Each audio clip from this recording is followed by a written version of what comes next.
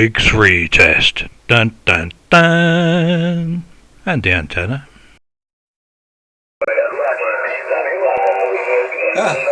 Good evening.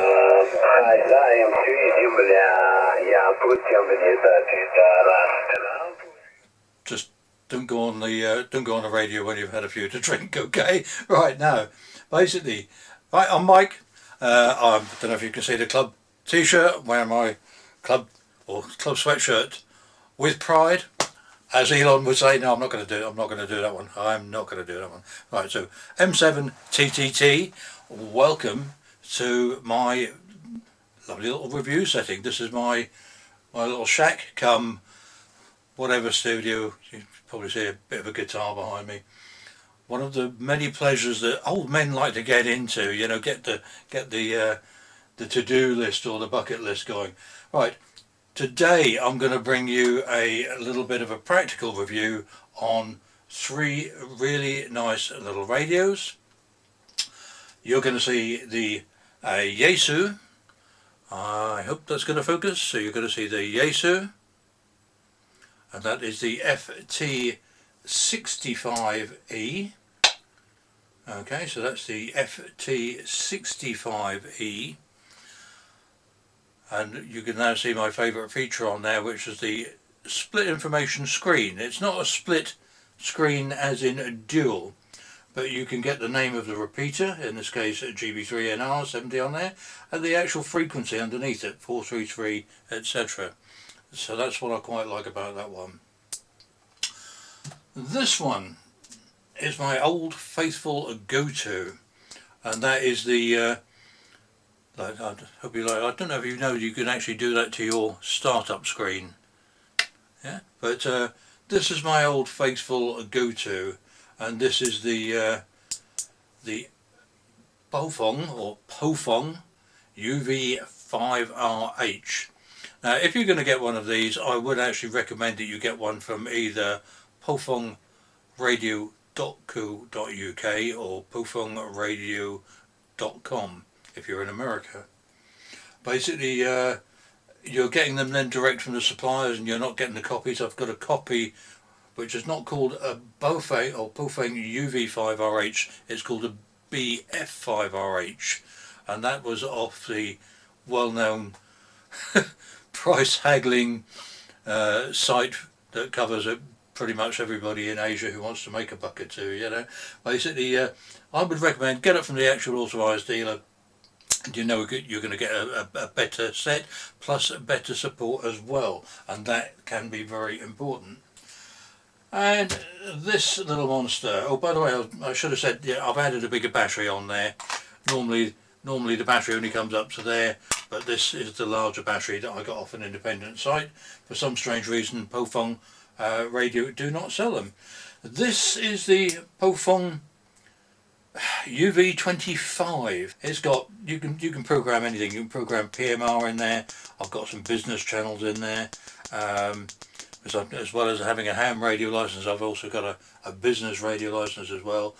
You can put in helicopters, whatever you want, sea channels. This is the nice thing about these, they're not too limited on what you can do. This is the newest one, 1924. Hey, what year is it? Yeah, so sorry, 2024 apparently. 2024.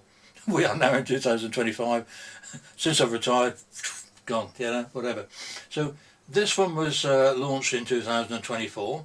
Very distinctive. You can see the metal piece around the screen there, and it's quite a brick. It's quite a brick. But you'll see other reviews on YouTube or other channels about this. I'm not there to do that. Oh, by the way, yeah, I forgot to do the unboxing. I know a lot of you guys like to see the unboxing. This is a box. There you go. Sorted. Right. Basically, I bought this just to try it against my UV-5RH. Now, what I've done in this review is to actually take the radios out, attach them to a fairly standard car antenna. In this particular case, it's a Moonraker MRQ M7TTT UHF VHF, so it covers from the 2 metre band up to the 70 centimetre band. And it's the one, you'll see a picture of it on the video, it's the one with a little curly pig's tail in the middle. And I'm using a standard 5-inch mag mount with that, and it's getting out pretty well. I've taken all 3 radios on a couple of occasions now. I'll show you the figures in a minute, or the test results in a minute, but I've taken all 3 radios to a hill on the south side of Norwich at a place called Caistor, not Caister but Caistor St Edmund. It's also known as Venta Icenorum, because the Romans built a camp there in the days when the Saxons and the Iceni, you've heard of Queen Boudica, etc., when they were all living around this way. The Romans came in to basically interfere and get control, and just the same as they do nowadays. Basically, not the Romans in Italy, you know what I mean, down Londinium way, Basically, they came in, they bought a great big camp down there, but at the top there is Saxon and Iceni burial grounds. There was the old marketplace was there or whatever, and there's a beautiful hill which just happens to be about 116 feet or 35.5 meters above sea level, and it's a lovely place to go play radio. So that's where I've been doing my test from. I'm going to now just take you through a few little facts and figures to do with the radio.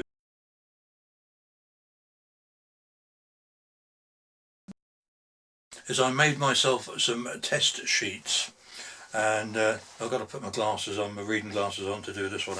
So what I did is I made myself some test sheets, and as you can see on each sheet, basically I've stuck a list of different repeaters in the area. This particular sheet has been modified because there's one repeater has been moved and restarted, the chroma repeater. But basically, yeah, there was another one that I couldn't get before. I'm sure that a lot of you are aware that sometimes repeaters are changed, but the information is slow to change on the internet. So I would advise that if you look for the actual repeater group in the area that you're referencing, or your local area, look for the repeater group. So in my case that would be Norfolk repeater group, and see what comes up online, and try and get the up-to-date information. And if you've got any doubts, get in touch with the person who's usually got their email on the website and ask them. So what I've done is I've done a little test sheet, and on each test sheet there is a list of repeaters that I might be able to access, but I'm going to go far. I've really got some that are quite far away here. I've got as well as around Norwich and Cromer and East Dereham, etc. I've got things like Wymondham, Cambridge, Scunthorpe, Alford and Bury St Edmunds is a new one I've added to the list. And you never know which ones you're going to be able to hit because of hills and attenuation, etc. But generally, if you're up on a hill about 116 feet high, you're going to get out somewhere.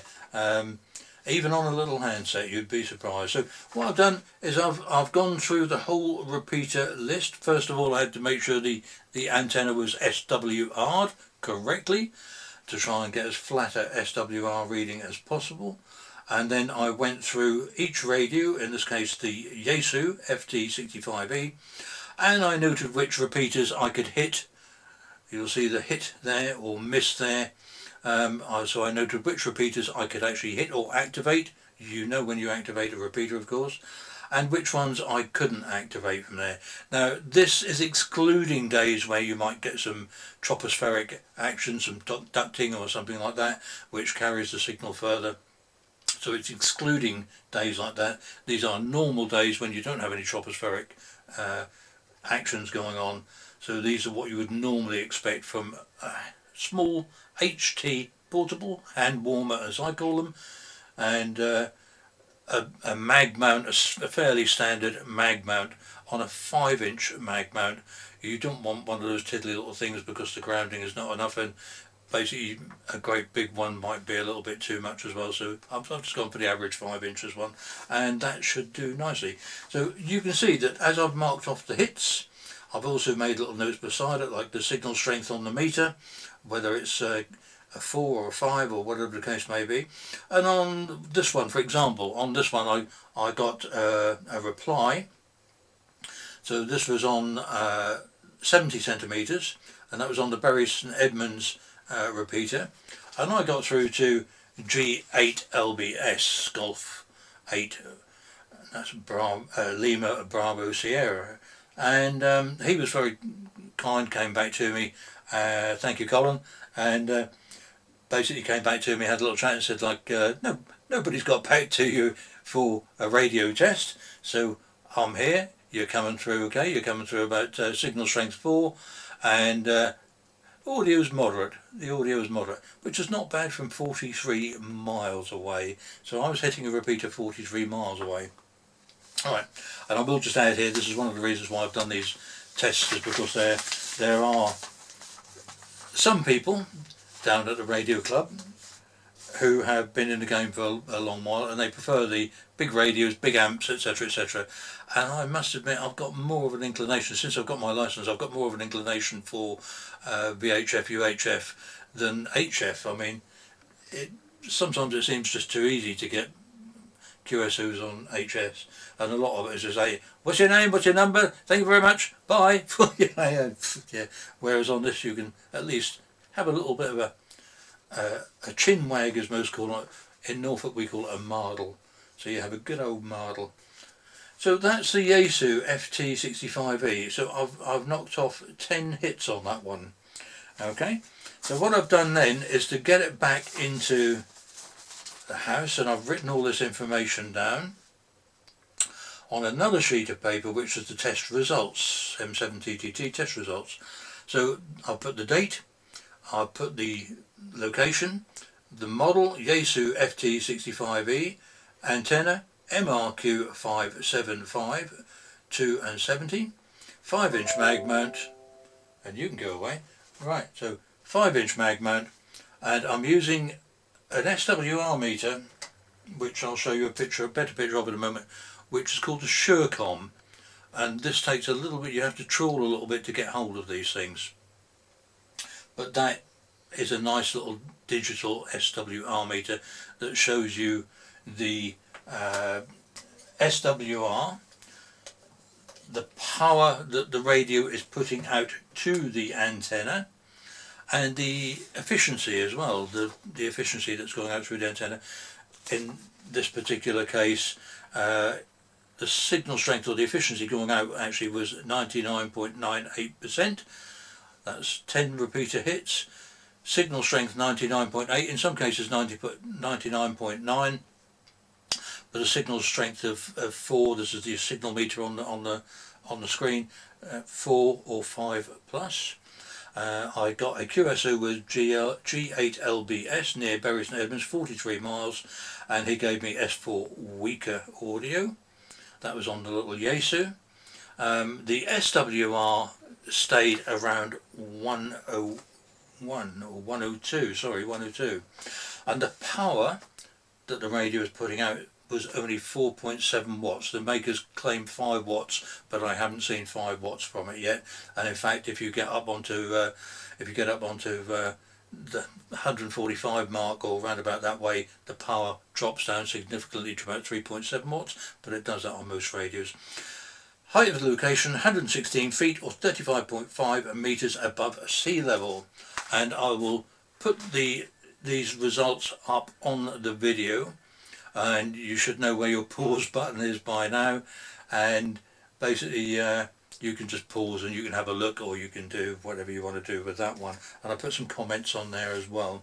So I've done that with all 3 radios. That's the Yaesu Ft-65E, the Baofeng UV-25, the newer model, supposedly built to military specs, quite tough, and then I've compared that as well, or both of them, with the UV-5RH, which is my preferred go-to model, although I must admit, quite a lot these days I do chuck that one in my pocket because it's small. But if I'm going out and I'm going to do some serious work, then I will use my UV-5RH and the bigger battery, because the original batteries that I've found do tend to fade fairly quickly or lose their storage capacity quite quickly. So I'm hoping that one is going to last a lot longer. You know, the more you charge it or recharge it and use it, the quicker it fades off, basically. And when you're either receiving or transmitting, especially the latter, that drains the battery more. On standby, without scanning or doing anything, the batteries will last for a day, 2 days, or so, whatever, which is quite fair. But actually, when the radio is active, different story. So there you go. So I will now put some pictures and information up on there, and you can then decide for yourself. And I have actually given on each sheet, by the way, a final score as well, and a couple of notes as to why. Be ready to pause so that you can look at the results and take any notes if you want to.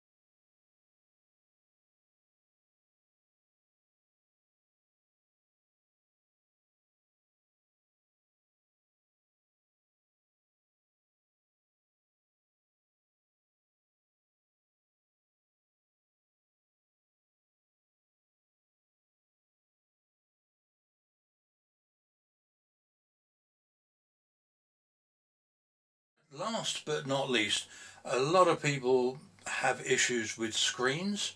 As you can see, the backlight on this one, you can actually set it to go on and off at certain times, but you know, hello, somebody's trying to get through.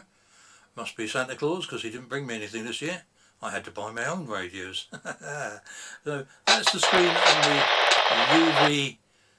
UV-5RH. I should have turned the volume down a little bit on that one. And that's the screen on the Yaesu Ft-65E. I hope you can read that okay from there. It is rather close. And finally, knocking them all over. Did you know you could play Skittles with these actually? Yeah, knocking them all over. The last one, the Baofeng UV-25R, the nice chunky one. Just seeing if I can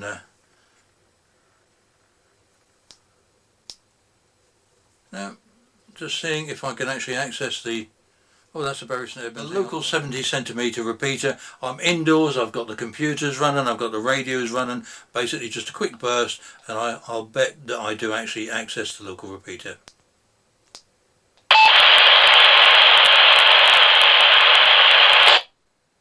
There you go. So that is basically your choice. What I do notice is that on this one, compared to this one, on the right hand side one, you've got your FO VR or BFO FR whatever button on there. Then you've got an A and B. You've also got another selection button underneath there, then your menu on and off and up and down. This one has only got the home button, so if you want to change from top to bottom you have to use the menu exit and the home button, hold that down, and that will take you from one mode to the other. But that's not the important thing. I think the thing is, I prefer to have these extra little buttons so that you don't have to faff about and remember long presses, short presses, that kind of thing or whatever. That's my preference for buttons and screens. I think if they'd incorporated, what they've done here is they've made bigger buttons on the new model. But personally, I'm okay with them. I mean, I haven't got great big hands. I haven't got the most accurate the most accurate figures either. So yeah, horses for courses. You choose what you want, and if it's right for you and you feel happy with it, then fine, go ahead. But the main thing is, of course, that you choose a radio for your needs. How far away is your local repeater, your nearest repeater, or repeaters? You've got your 70cm repeaters, you've got your 2-meter repeaters. They may be in different places, different distances, and you may feel that you need a radio that performs better on one band or the other. Again, this is horses for courses, or choices for reasons. Basically, you need to make sure that you've got the right radio for what you want. And I've bought quite a few little handsets or whatever, and I've also sold a couple on or whatever. I gave one away, donated it to the club for a spare handset for somebody or whatever, you know.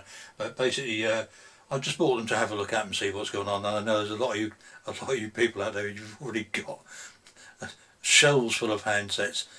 Some of them I've seen on videos, probably about 20 or whatever in the background. But yeah, but buy a handset that does what you want it to do, and don't just go for power, go for quality. And I was surprised to find that this little tiny Yaesu here, in terms of, if you like, cracking out as they say, or in terms of hitting repeaters at a distance, can hit exactly the same repeaters as remember this is 4.7 watts, so that can hit exactly the same repeaters as the 10 watt radios can do, which are often putting out about 7 watts, around about 7 watts or whatever. So 7 to 10 watts, again depending on the frequency or band that you're on. So don't let power be the only reason. Some people go for the transings because you can modify them, and I do like the Ichizuma modification. That is a really nice little touch. One button pushes instead of two, whatever. But that's a different type of radio and a different quality, in my opinion. And this is why you're looking at this review. In my opinion, I think you've got 3 really good little radios here. I have got others, and I might look at those later.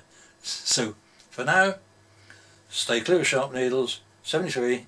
Catch you later.